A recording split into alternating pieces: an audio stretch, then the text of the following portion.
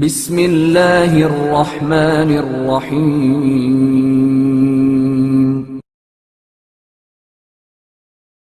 امام حسن عسکری علیہ السلام اور قرض کی واپسی۔ امام حسن عسکری علیہ السلام کے زمانہ امامت میں ابو الفرات نامی ایک شیعہ تھے۔ ان کا بیان ہے کہ میرے چچزاد بھائی پر میرے 10,000 درہم واجب الادا تھے۔ میں نے ان سے کئی مرتبہ قرض کی واپسی کا تقاضا کیا مگر انہوں نے واپسی کی حامی نہ بھری، الٹا مجھے بڑی سختی سے دھتکار دیا۔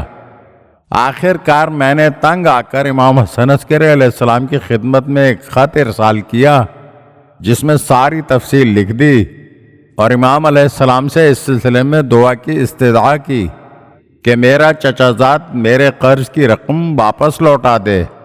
آپ علیہ السلام نے میرے خط کا جواب تحریر فرمایا کہ تمہارا چچازاد بھائی جمعے سے پہلے مر جائے گا، مگر مرنے سے پہلے وہ تمہاری تمام رقم تمہیں ادا کر دے گا۔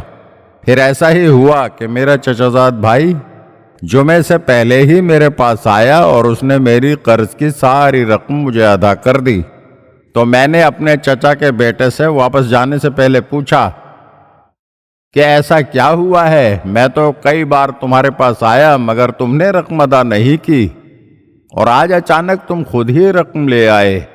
تو اس نے جواب دیا کہ رات میں نے خواب میں امام حسن عسکری علیہ السلام کی زیارت کی اور آپ علیہ السلام نے مجھ سے فرمایا کہ تمہاری موت کا وقت قریب آ پہنچا ہے، لہٰذا تم اپنے چچازاد کا قرض واپس لوٹا دو۔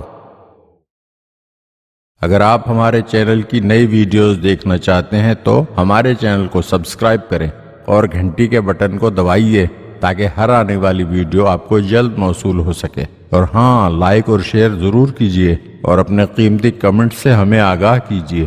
شکریہ۔